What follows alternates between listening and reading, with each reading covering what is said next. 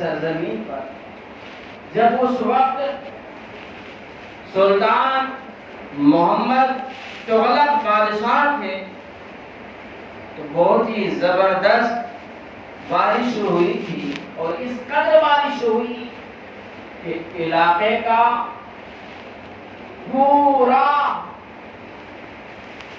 حال جو تھا بالکل بکھر گیا تھا۔ بڑی بڑی عمارتیں کھنڈر ہو گئی تھیں، اور اس زمانے میں دیوار تو بالکل کچی رہا کرتی، وہ دیواریں مٹی کے بالکل ملبے بن گئے، اور ایک بہت بڑی حویلی تھی، اس حویلی کی جو دیواریں تھیں وہ بھی بالکل پگھل گئی، اور دور سے وہ حویلی اب کھنڈر نظر آنے لگی۔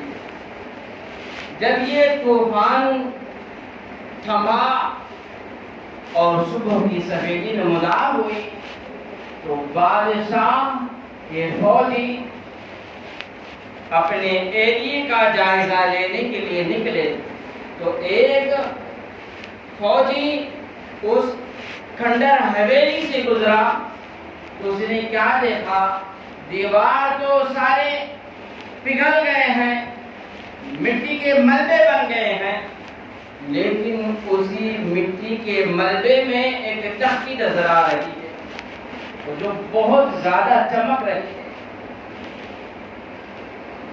تو وہ وفادار سپاہی وہاں پہنچتا ہے اور تختی کو اٹھا کر پڑھنے کی کوششیں کرتا ہے، لیکن پڑھ نہیں پاتا۔ وہ تختی لے کر بادشاہ کے پاس پہنچتا ہے۔ بادشاہ چونکہ خود ہی عالم تھا، فاضل تھا، متقی اور پرہیزگار تھا، اس نے خود پڑھنے کی کوششیں کی، لیکن اس تختی کے اندر کیا لکھا ہوا ہے بادشاہ کو خود کو ہی پتہ نہیں چلا۔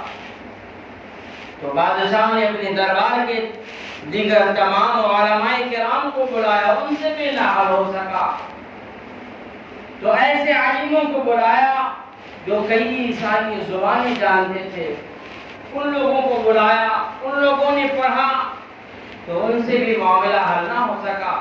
بہرحال ان لوگوں نے بہت ہی زیادہ تحقیق کیا تو کئی دنوں کے بعد بتایا بادشاہ سلامت اس حویلی میں کہیں خزانہ دفن ہے، اور اس خزانے کے تعلق سے اس تختی میں لکھا ہوا ہے، لیکن اے بادشاہ سلامت ہم مجبور ہیں، ہمیں یہ نہیں پتا کہ وہ خزانہ حویلی میں کس جگہ دفن ہے۔ بادشاہ نے جب خزانے کا ذکر سنا تو اس کے اندر ایک کرنٹ سی دوڑ پڑی اور اس نے فوراً مزدوروں کو لگایا، کوٹ ڈالو کوئی حویلی۔ بہرحال مزدور کوشش کرتے رہے، کھودتے رہے، لیکن نظر نہیں آیا۔ تو یہ سارے مزدور تھک ہار کر پھر سے بادشاہ کے پاس پہنچے اور کہنے لگے بادشاہ سلامت، کب تک اور کہاں تک اور کتنا کھودنا ہے ہمیں کوئی پتہ نہیں ہے، اور اس طرح سے خزانے کا ملنا یہ ناممکن نظر آتا ہے۔ بادشاہ چونکہ اسے مال چاہیے ہی تھا تو وہ کشمکش میں رہا، سبو روز اسی فکر میں رہتا کہ اس خزانے کو کیسے حاصل کیا جائے۔ اس نے اپنی ساری قوتیں اور ساری طاقتیں لگا دی تھی، لیکن پھر بھی نہ پا سکا۔ تو پھر ایک دن وہ یوں ہی چلتا رہا، سوچتا رہا، یہاں تک کہ رات کی تاریکی آ گئی۔ تو رات میں بھی وہ سو نہ سکا تو اچانک اسے خیال آیا اپنے مرشد کا، حضرت علامہ مفتی نصیر الدین چراغ دہلوی کا خیال آیا۔ تو جب آپ کا خیال آیا تو بادشاہ پکار اٹھا، ہے لوگوں اب گھبراؤ نہیں، سمسیا حل ہو گیا، اب ہمیں پتہ چل جائے گا کہ خزانہ کہاں پر ہے۔ تو لوگوں نے پوچھا بادشاہ سلامت بتائیے تو صحیح۔ کہا بتائیں کیا؟ صبح کی سفیدی نمودار ہو اس سے پہلے وزیروں کا ایک قافلہ تیار کر دو۔ قافلہ تیار کر دیا گیا۔ بادشاہ نے ایک خط لکھا اور کہا میں بادشاہ بول رہا ہوں، اور اس طرح سے خزانے کا ہمیں پتہ چلا ہے، لیکن ہمیں یہ نہیں پتہ خزانہ کہاں ہے۔ لہذا آپ ہماری مدد فرمائیں، اور یہ خزانہ ملے گا تو غریب، یتیم، مسکین، ان تمام لوگوں کی مدد کی جائے گی، اور 10% حضور والا اے میرے مرشد آپ کو بھی دیا جائے گا۔ تو جب یہ خط اللہ کے ولی نے پڑھا تو وہ مسکرا اٹھے اور کہا، اے بادشاہ سلامت، اللہ کے ولیوں کو دنیا کی دولت کی کیا ضرورت۔ ریٹرن کر دیا۔ بادشاہ نے پھر سے خط لکھا اور باضابطہ کہا، اے میرے مرشد، جب تک کہ مجھے وہ خزانہ نہیں ملتا میں لگاتار خطوط لکھتے ہی رہوں گا، وزیروں کو بھیجتا ہی رہوں گا۔ تو اللہ کے ولی نے کہا، جب ایسی بات ہے تو بار بار یہ وزیر آئیں گے اور میرے وظائف میں، میری عبادتوں میں وہ یہ دخل دیں گے، تو ایسا کرے کہ ان کا سمسیا حل کیا جائے۔ پھر کیا تھا، حضرت علامہ نصیر الدین چراغ دہلوی رحمۃ اللہ تعالی علیہ نے اپنی بارگاہ سے ایک نوجوان حسین و جمیل خوبصورت لڑکے کو کھڑا کیا۔ ایک ایسا نوجوان جس کی پیشانی سے اللہ کا نور چمکتا تھا، ایک ایسا نوجوان جو اپنے وقت کا بہترین متقی اور پرہیزگار تھا، آل رسول تھا۔ تو آپ نے اس نوجوان کو کھڑا کیا اور کہا، جاؤ بادشاہ سلامت کی ساری سمسیایں دور کر کے آ جاؤ، اور یاد رکھنا کہ سارے پرابلمز کو بڑی آسانی سے حل کرنا، دیکھنا کہیں نقصان نہ ہو جائے۔ وہ نوجوان اس کھنڈر حویلی میں آ پہنچا اور ساری حویلی کو اچھی طرح سے دیکھا، اور اس کے بعد اس نوجوان کو ایک چیز بڑی عجیب دکھائی دی کہ جہاں پورے مکان مٹی کے ملبے بن گئے ہیں، وہیں ایک مکان صحیح سلامت کھڑا ہوا۔ تو وزیر سے کہا، اے وزیر ذرا وہ تختی تو دکھاؤ۔ جو تختی دکھائی گئی تو نوجوان نے اپنے ولایتی پاور سے اس تختی کو پڑھا اور اس تختی کے نقشے کو جاننے کی کوششیں کی، اور اس کے بعد کہا، اے وزیرو تم گھبراؤ نہیں، سارا خزانہ نکل آیا ہے، اور کہا وہ خزانہ اس مکان کے اندر ہے۔ تو جب آپ نے بتایا تو یہ سارے مزدور تھے، وہ مکان توڑنے کے لیے دوڑ پڑے۔ تو آواز بلند آپ نے کہا، ٹھہرو، میرے مرشد نے کہا ہے پورے خزانے کو صحیح سلامت اور اچھی طرح سے نکال کر دیا جائے۔ تم لوگ ایسے دوڑو گے، مکان توڑو گے تو مکان بھی ٹوٹ جائے گا، اور ہو سکتا ہے تمہیں بھی تکلیفیں ہو جائیں، تو لہٰذا میں خود آگے بڑھتا ہوں۔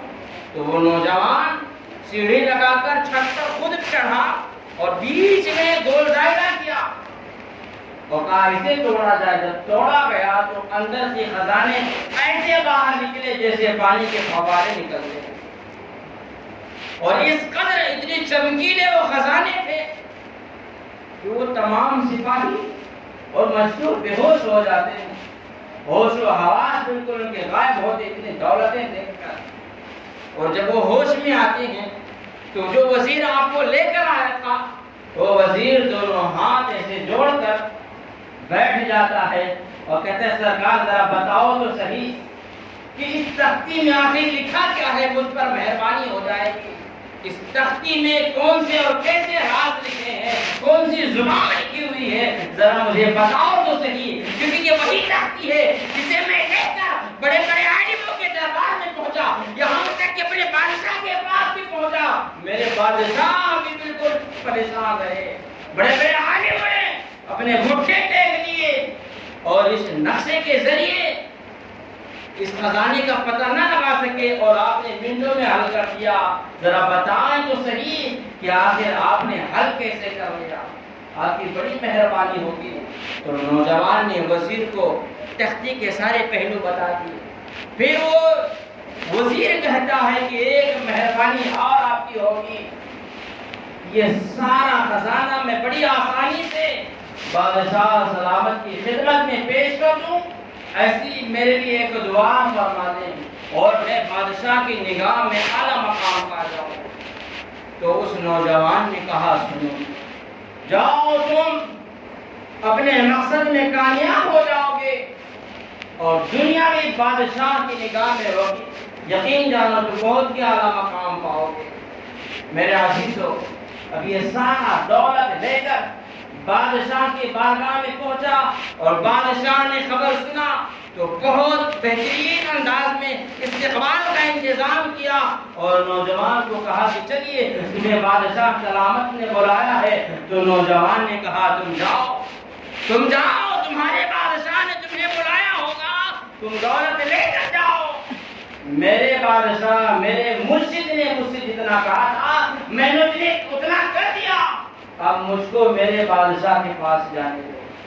میرے عزیزو، وہ نوجوان دوبارہ اپنے مرشد کے یہاں پہنچ گیا. بادشاہ نے چونکہ وعدہ کیا تھا کہ 10% میں آپ کو دوں گا خزانہ، تو 10% جب پہنچایا گیا تو مرشد نے کہا یہ میرا نہیں ہے، وہ تو علی رسول کا ہے، وہ سید زادے کا ہے، اس سید زادے کو پہنچایا جائے. جب سید زادے کے بارگاہ میں پہنچا گیا تو سید زادے نے بھی کہا کہ یہ میرا نہیں ہے، یہ میرا نہیں ہے، اس پر میرا کوئی حق نہیں ہے، اسے میرے مرشد کی بارگاہ میں پہنچایا جائے. جب اس طرح سے مال دوبارہ آیا تو مرشد نے کہا اے بادشاہ اس مال کو بھی لے جاؤ اور غریبوں میں یتیموں میں آپ جو ہے کہ تقسیم فرما دو. میرے عزیزوں، آپ جاننا چاہو گے کہ وہ نوجوان کون تھا، وہ خوبصورت نوجوان کون تھا، فاطمہ الزہرا رضی اللہ تعالی عنہا کے چمن کا پھول وہ کون تھا؟ حضرت امام حسن و حسین کے چمن کا وہ پھول کون تھا؟ تو میں آپ کو بتاؤں وہ کوئی اور نہیں بلکہ سرکار بندہ نواز یسوع دراز رحمت اللہ تعالی علیہ کی ذات. آپ نے نوجوانی میں اس قدر عبادتیں کی، اس قدر ریاضتیں کی کہ آپ نے نوجوانی میں ہی وہ مقام حاصل کر لیا تھا جو اچھوں کو نہیں ملتا. میرے عزیزو، تو اس لیے ہمیں چاہیے کہ ہم اپنے نوجوانوں کی قدر کریں، اپنے نوجوانوں سے محبتیں کریں، اپنے نوجوانوں سے لگاؤ رکھیں، کیونکہ یہ نوجوان جو ہے نا یہ قوم کے سرمایہ ہے اور یہ اگر ہمارے ہاتھ سے نکل گئے تو پوری قوم تاش کے پتے کی طرح بکھر جائے گی اور ہمیں تباہ و برباد ہونے میں ٹائم نہیں لگے گا. اس لیے قوم کے نوجوانوں کو آپ اپنے سینے سے لگانے کی کوششیں کرو. وہ جب بھی آپ کے قریب آئیں تو انہیں ڈانٹو نہیں، انہیں پھٹکارو نہیں، انہیں بھگاؤ نہیں، بلکہ آپ جو ہے اپنا تجربہ انہیں دو، انہیں سکھاؤ، انہیں بتاؤ، انہیں بھگاؤ نہیں. نوجوان گرچہ بگڑا ہوا ہے، شرابی ہے، کبابی ہے، آپ کے قریب آیا ہے تو آپ کا کام یہ ہے کہ آپ اسے نصیحتیں کریں اور اسے سمجھانے کی کوششیں کریں، اور اگر نہیں سمجھا سکتے ہیں تو اپنے سے بڑے کے بارگاہ میں اسے لے جائیں. اتنا تو مشورہ دے ہی سکتے ہیں. یقین جانے پیارے، اگر آپ نے اپنی کوششوں سے ایک نوجوان کو بھی سدھار دیا تو یقین جانے سمجھ لو کہ آپ نے اسلام کا ایک پلر ٹھیک ٹھاک کر دیا. لیکن آج حال یہ ہے کہ اگر کوئی نوجوان مسجد میں آئے یا مدرسے میں جائے یا کسی بڑے بزرگ کی بارگاہ میں جائے اور کوئی غلطی کر دے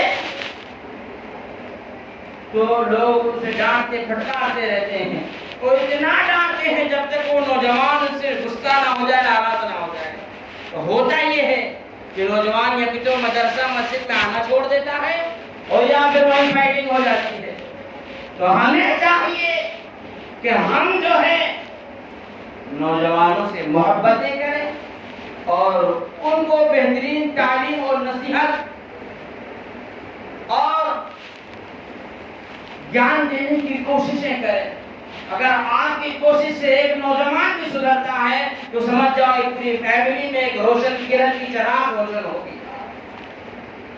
अल्लाह के रसूल सल्लल्लाहु अलैहि वसल्लम ने इरशाद फरमाया है, मेरे सहाबा नौजवानों से मोहब्बत करो, इसलिए क्योंकि जब मैंने